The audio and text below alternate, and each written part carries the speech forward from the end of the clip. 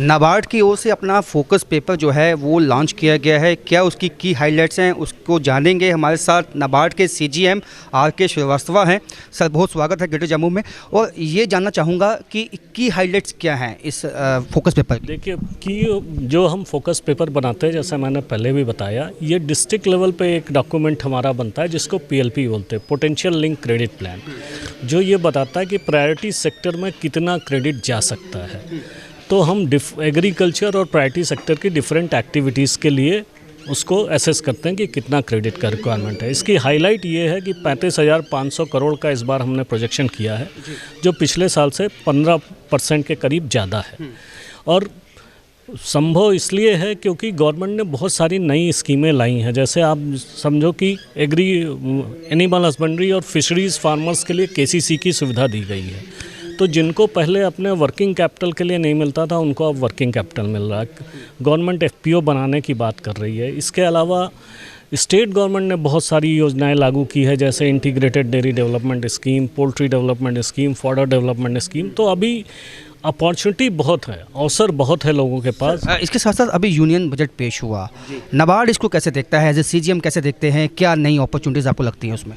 देखिए, नाबार्ड सबसे बड़ी बात है जो एग्रीकल्चर में, तो उन्होंने सबसे पहले ये कहा है कि जो एग्रीकल्चर क्रेडिट है उसको 16.5 करोड़ का टारगेट दिया है। इस साल 15 करोड़ का टारगेट था, तो करीब 10% की ग्रोथ है। तो सबसे मेजर उद्देश्य ये होता है कि लोगों तक पैसा पहुंच जाए, जिससे आप अपने काम को ठीक से कर सकें। तो ये एक उन्होंने किया है।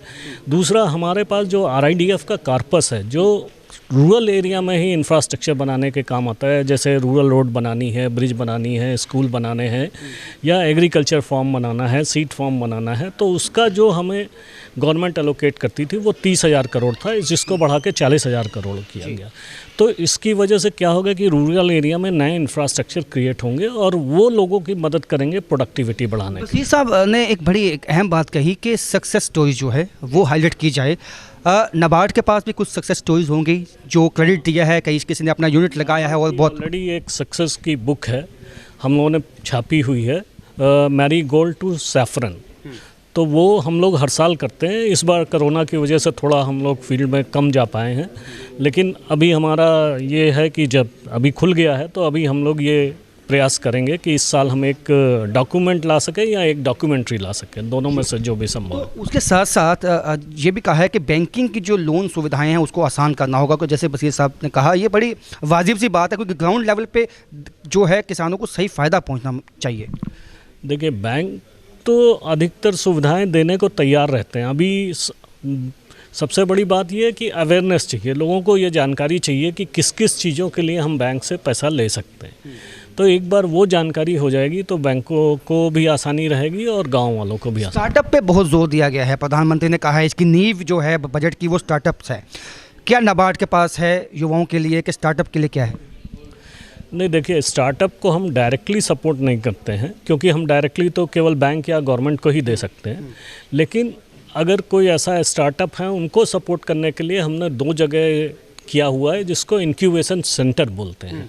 हिसार में एग्रीकल्चर यूनिवर्सिटी में हमने एक इंक्यूबेशन सेंटर सपोर्ट कर रखा है, एक मदुरई में कर रखा है, जो स्टार्टअप की मदद करते हैं कि अगर उनको कोई एडवाइजरी चाहिए, उनको कोई कॉमन प्लेस चाहिए काम करने के लिए, उनको मार्केटिंग लिंकेज चाहिए, तो वो हम अभी कर रहे हैं।